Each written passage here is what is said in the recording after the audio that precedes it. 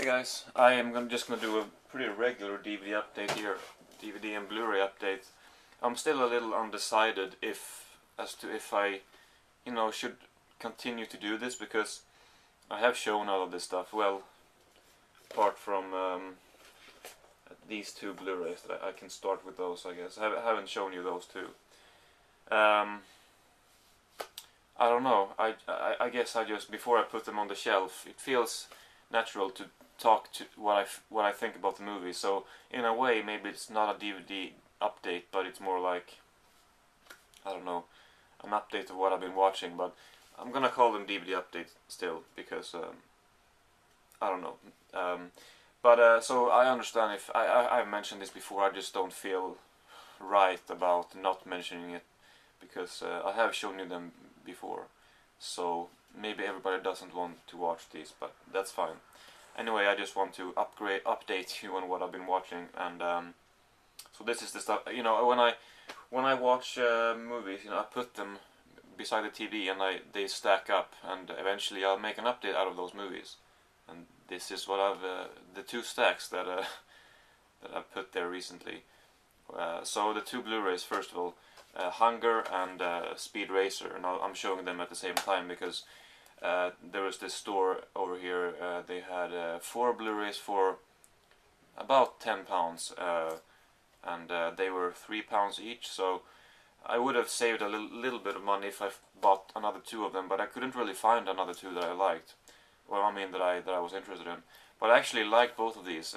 This one might not be surprising that I liked, although some stuff is it's very gritty, or not gritty, but very uncompromising and very kind of controversial, and some stuff it's not a simple movie, but I enjoyed it. I mean, it actually went by pretty quick.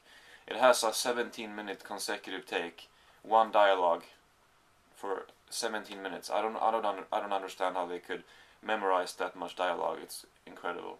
I do feel that the scene goes on for too long, and after those 17 minutes, the scene goes on even further. It's just that it's more takes, so the dialogue is like 25 minutes, and out of those 25 minutes or so, 17 minutes is one take. So impressive, but a little too much, I think.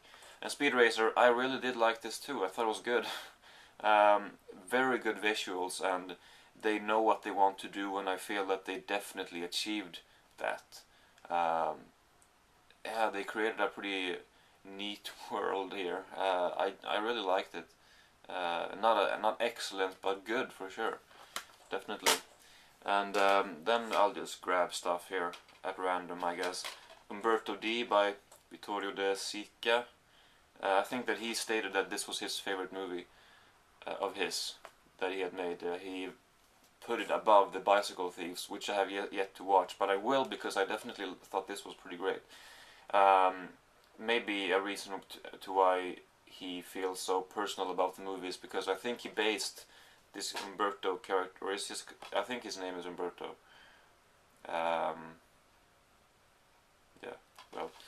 He based him on his own father, I think. So it makes sense that it's a personal movie to him, an important movie to Vittorio De Sica, and I thought it was good. I didn't really like the ending. Something about that which didn't work for me personally, but and I never say this really, but it's not that it was bad, but usually movies have casted the right actors. Basically, it's usually not a problem with the casting, but with this one I feel that someone else might as well have played Umberto, because I didn't really. He was good, and he was sort of an original. He had an original appearance, and you definitely remember when you think of the movie, you think of him, and not much more. But I mean, sure, other stuff too, but it's mainly him that you think about when you think about the movie. But still, I felt that someone else could have played him, because I didn't like him that much, to be completely honest. But he was good, and it was a great movie. And okay, I have so much to go through, so it's gonna be a long video, or I'm gonna have to do 2. I don't know. We'll see. College, shitty movie. don't need to talk about that one. This one I bought, I think it was a year ago, a year and a half ago. I don't know, but it's been a long time, and it's I've only seen two of these four movies. No way, I've seen three of them. So it's only one that I haven't seen. So that's not that bad, I guess. But anyway, Pedro Almodovar collection with Volver, Talk to Her, Bad Education, and All About My Mother. Volver I have not seen. I don't like Penelope Cruz, so maybe that's why. It's my dad's favorite actress, so I can't tell that to him. He will kill me, or no. Talk to Her was really good. Bad Education was good, but lacking in some parts. And All About My Mother was okay. I didn't really feel that movie, I guess. And this one I bought for £1, not a long time ago, a few months ago. I never watched it again. Not sure why I bought it, really. It was just cheap, and I remember that it was fun, but I haven't felt like watching it, so I'm just putting it aside. Then we got the Hitchhiker's Guide to the Galaxy, BBC miniseries. I believe that this one was made before, because I've kind of been wondering why did they make this out of the first two books only? Because I think it's first two. Maybe it's only the first one, but I think it's the first two. I'm not sure, but then I kind of found out that, well, I think that they wrote, or the Douglas Adams, he only wrote that much until this was released, and then he wrote the other stuff after. So it makes sense.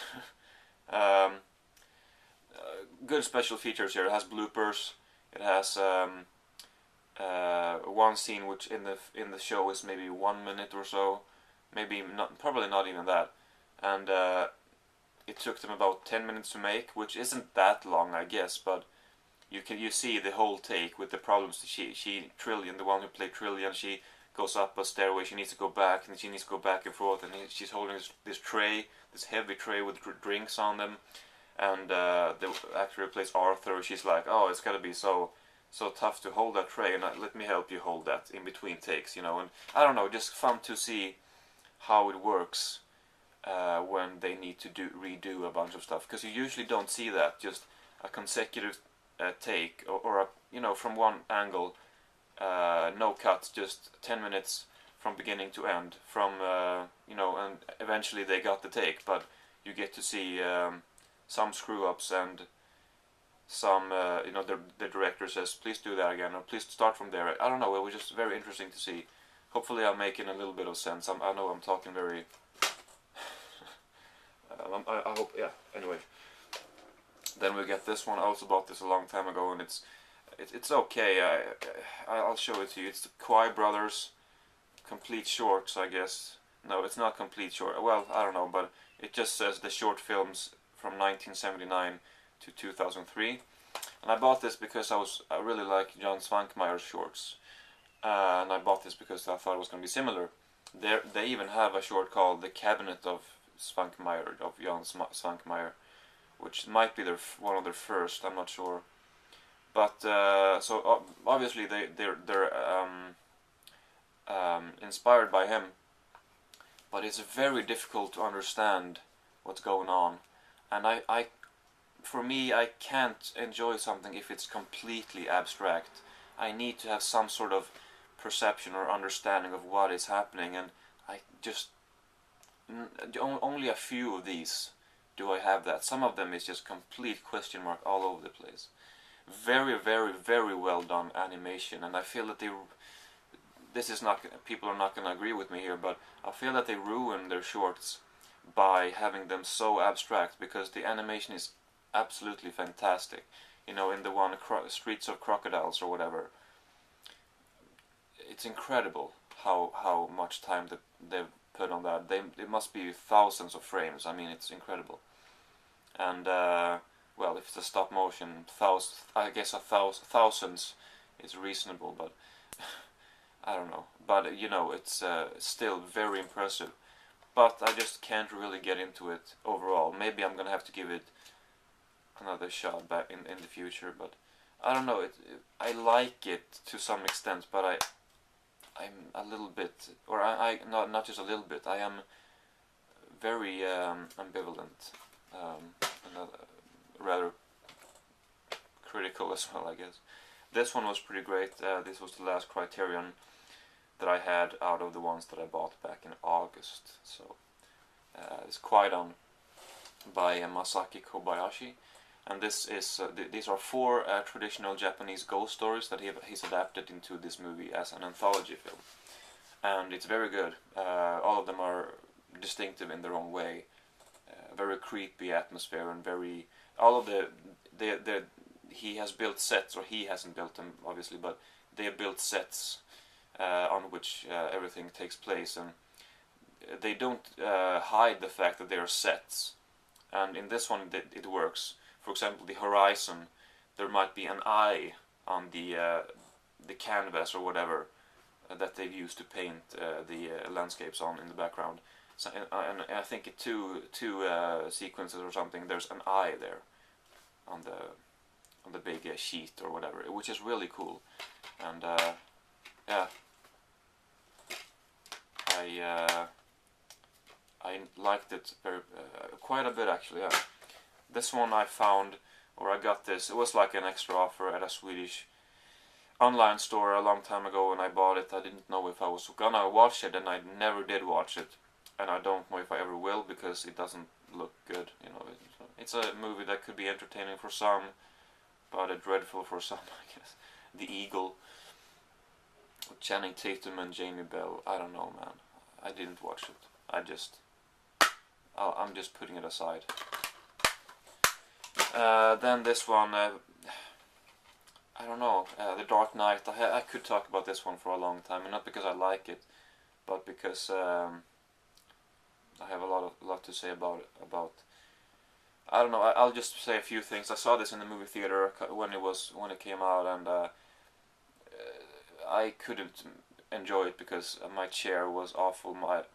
It doesn't matter why. I just couldn't enjoy it. I couldn't concentrate on the movie. So ever since then, I've been planning on seeing the movie again, and I finally did. Now I bought this and Batman Begins at the same time last year sometime, maybe even about a year ago. I know a lot of these. I bought them a year ago, but for some reason I haven't watched them until now. Anyway, this one, I thought that I would love it when I saw it now again, but I did not love it. I just, it's a well-made movie, but I just can't really see how it's such a masterpiece. I don't know. It's not good. It's pretty good. There's nothing too distinctive about it. Well, I don't know. That might be a fucked up thing to say to some people, but I don't think it's that great. I don't know. I think Batman Begins is better, and so obviously because of this, I'm not really that eager to watch the sequel, the third one. However, I am eager to see what Christopher Nolan does next, because I love Inception, for example. And oh yeah, I have the Prestige as well over there, which I haven't seen yet. Anyway, The Dream Team. I watched this yesterday. Entertaining movie for sure. I like these type of comedies. They never end up being great. They're just a fun watch that you know what to expect from them. And this one was exactly what I thought it was going to be, more or less. Michael Keaton, Christopher Lloyd, Peter Boyle, Stephen Furst, and Lorraine Bracco is in this too, looking very young and skinny. This is from 1989. It was fun. If you like these types of movies, and I think you know what types of movies they are if you like them. Maybe that doesn't make sense. Yeah, then I'd recommend it. This one I could talk about for quite some time. And it is The Return of the Living Dead. And this is the limited edition steelbook. Limited special edition Blu-ray. Very nice looking steelbook and very great content as well. I thought that the movie was great. And I also watched the More Brains documentary, A Return to the Living Dead. The definite 2-hour documentary featuring interviews with cast and crew, as well as previously unseen behind-the-scene footage, storyboards, conceptual art, publicity materials, and archival documents. But mainly it is interviews, like 90% of the movie. It's one of these looking back documentaries where cast and crew are being interviewed and they tell their own story, or they tell about their experiences and disputes and shit that happened during filming. They bring that up, and I don't know, it was very well done, and I recommend that to people who like the movie. you don't even need to love the movie to enjoy that documentary, because it was very fun, and you get a very good sense of how the process of the making of the movie or whatever was, and you get a good idea of the movie overall, of the backstory and everything. So yeah, I definitely recommend that. And then it has more special features on top of that as well, but I didn't see that much. It has one featurette with two of the stars in the movie. I don't know their names, but they go back to the locations where they filmed, and that was kind of interesting, I guess. And then this one I also watched yesterday and the day before, and has 4 episodes, about an hour each, and it is Brazil with Michael Palin. I enjoyed it. If you're interested in Brazil, I'd recommend this because it is very educational, and I don't know, it might be a little bit more educational than his other travel shows. So if you don't care to learn, then I don't know, then there's a lot of that in here. But it's also a lot of just fun stuff, of course, as it always is with his travel shows. So I thought it was great. I thought I enjoyed it. I always do. Then we have High Anxiety by Mel Brooks. Fun movie. I love Mel Brooks. I have never seen this one before, and that's a tribute to Hitchcock. It's sort of a spoof on Hitchcock, but it's mainly a tribute to him. And these, I actually showed these two, and I had watched them back then as well, but I don't know if I said what I thought about them. So we got Something Wild, which I thought was, I'll just say very briefly what I think, in case I did say something about them before, I'm not sure, but Something Wild was pretty entertaining. I didn't like the ending, but it was pretty entertaining. Driving Miss Daisy, yeah, I'd like this too. I think I talked about this. Well, I liked it. Then this one, There Will Be Blood. Actually, I saw that the battery wasn't that high. It's the same as before, so I don't think there's any problem. Well, There Will Be Blood. Saw this, I have it on DVD as well. In this really flimsy edition. I'm not even sure if that's how it's supposed to be. I can see it from here actually. And I bought this from a YouTuber a while back, and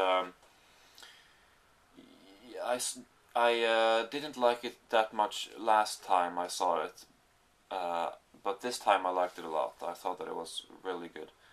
The way that they have created this whole scenery of oil, all of these, what do you call them? Well, everything that they built, or that has something to do with the making of the oil, or the stuff they have to build in order to make the oil. They have recreated that really well in this one. It all looks terrific. It looks very realistic, and that's the main reason why I like it. And that's only the first half or so. Not even that. Maybe, well, it doesn't start from the very beginning, so it's not quite half of the movie. Maybe I'm not sure, but it's approximately half of the movie, and that's the best part. The rest is good, but not as good. But the ending is funny as well. So I think it's a great movie. Then we have Little Britain, USA. I guess not as good as the original British show, but they bring back some characters and they have some new ones, and yeah, it's funny. It's Little Britain.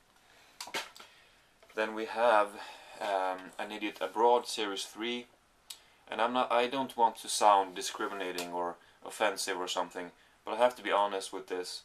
I feel that if Warwick Davis was not in this season, I was actually I like him, to some extent, but I was looking forward to seeing him join here, because it seemed like it could be a fun contrast between him and his optimism and Carl's pessimism. But I felt that he was not necessarily dragging Carl down or anything.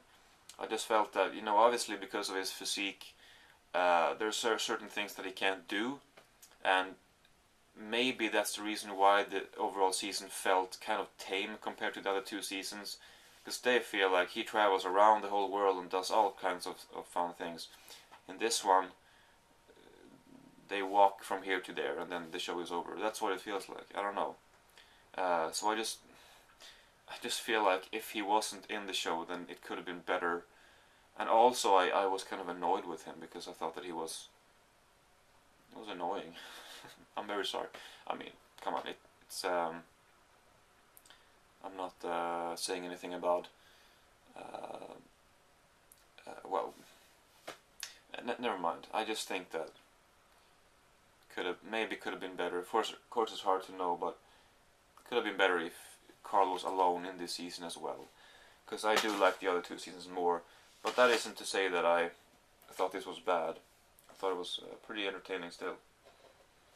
And I also should say that I'm not blaming everything on Warwick Davis, of course. I'm just saying that maybe it could have been a little better without him. Anyway, Mystery Train.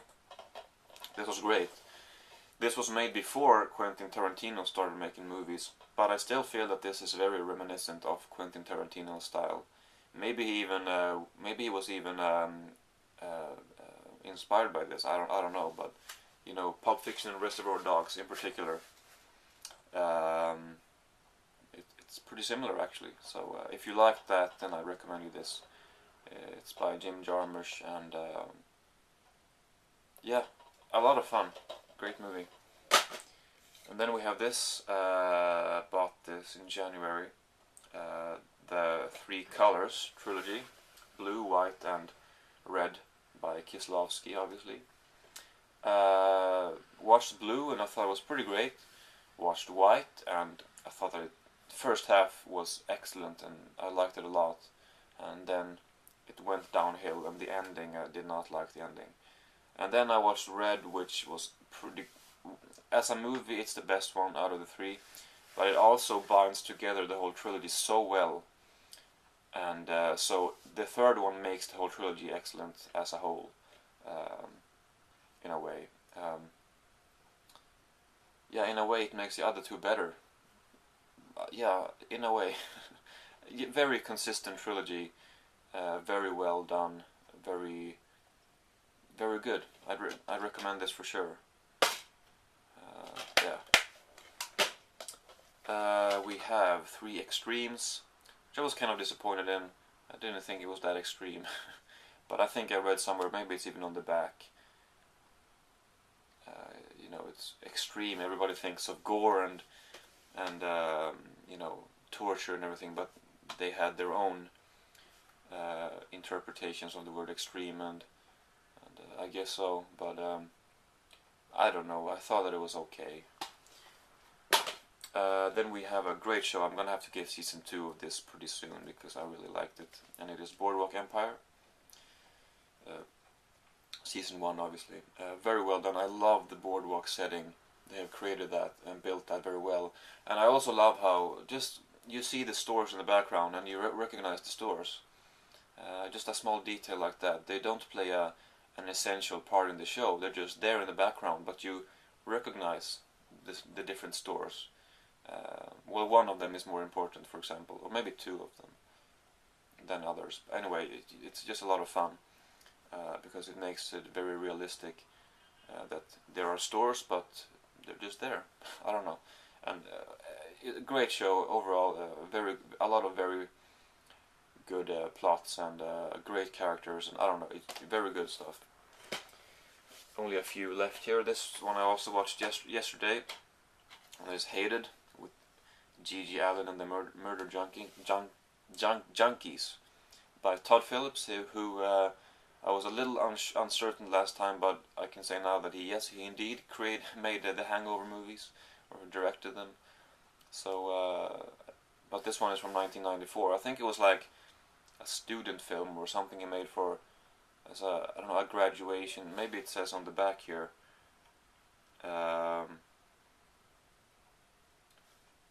Well, it doesn't matter, but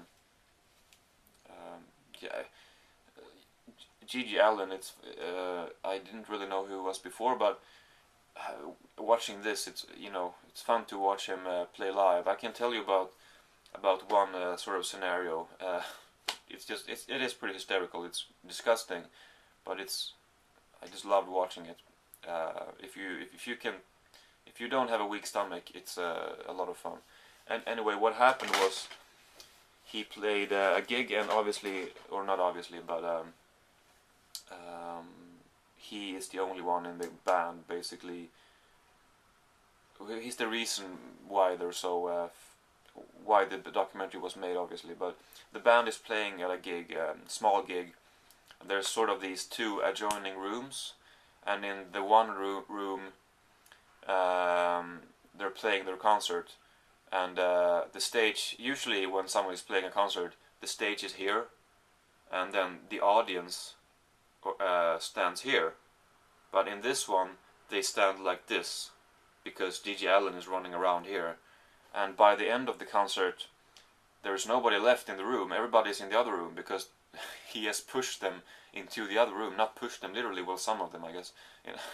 But when he comes close to them, they move. And by the end, he had gotten so aggressive that nobody felt comfortable staying in the room anymore. So everybody left. They just, little by little, he pushed them into the other room like that. And why did he do that? Well, first of all, he takes a dump on the floor. He's naked when he's playing, which he seems to be. Sometimes he wore boxers, but usually he was naked. And just like that, he squats down and he takes a shit on the floor, and then he eats it. And he smears it all over his face and on his back and on his ass and whatever. Throws some at the audience, and the show goes on. But after that, people started like, holy shit, I can't stay here anymore. And there's also a lot of violence, like G.G. Allen, he grabs people from time to time and starts punching them, for example. And yeah, very controversial musician or artist or whatever. And that was just fucking telephone's ringing. It was just a lot of fun. So if you want to see that, then I recommend watching it. Well, that makes sense. But yeah, okay. 3 things left. I'm gonna try to be quick here, because I'm sure this is about half an hour by now. Half an hour. Anyway, Dark Days, great documentary, great addition. I'll show you a little bit of how it looks. It's just this very nice material. It's a digipack, and it's like paper. All of this. You open it up like this, and you have the 2 discs like that. And you have the tunnel here in which the documentary takes place. And yeah, I talked about what it was about last time. So, but a very good documentary. Then we have episode season 2 or series 2. Very good season. The first one was first one is right here actually. First one was good, and I definitely enjoyed it. But this second one, it feels like the first one was sort of necessary to establish the characters and the situation that they needed to establish in order to be able to create something like this. And they definitely managed to create something like that in this season. It was great. They set the base or whatever in the first season, and then they build on top of that in this season. And this season is what it's all about to me. Because this is great stuff. I mean, first season is good too. It's just that this season, the show develops in the right direction for sure. Very good show. Looking forward to the 3rd season, although it's gonna take probably a year before I'm gonna get to watch it, because I think it's supposed to air in the beginning of next year. And then I'm not gonna watch it until the DVD is released, because you know me. And that's probably gonna take at least a year, I think. So yeah, a long time to wait, but it's gonna be worth it, I'm sure. Hopefully they will keep moving in the right direction, or in the same direction, and build even more on the show. It ended very interestingly here. The ending of the show, it feels like an ending to a more serious show. Like, I don't know if I can give an example, but I don't know. But it didn't feel like an ending to one of these comedy shows. was very well made, very good. Anyway, last thing here is Louis Theroux, The Strange and the Dangerous. A bunch of short specials, TV special, documentary specials. Yeah, I mean, the thing about Louis Theroux's features is that none of them are really great. They never reach the level which some documentaries reach, which makes them really profound and great. And they never manage to reach that level at all. They explore a subject, and they do it interestingly enough. Sometimes it's not great, but sometimes it's very entertaining. And just overall, I noticed that I just really enjoy these features and or these specials.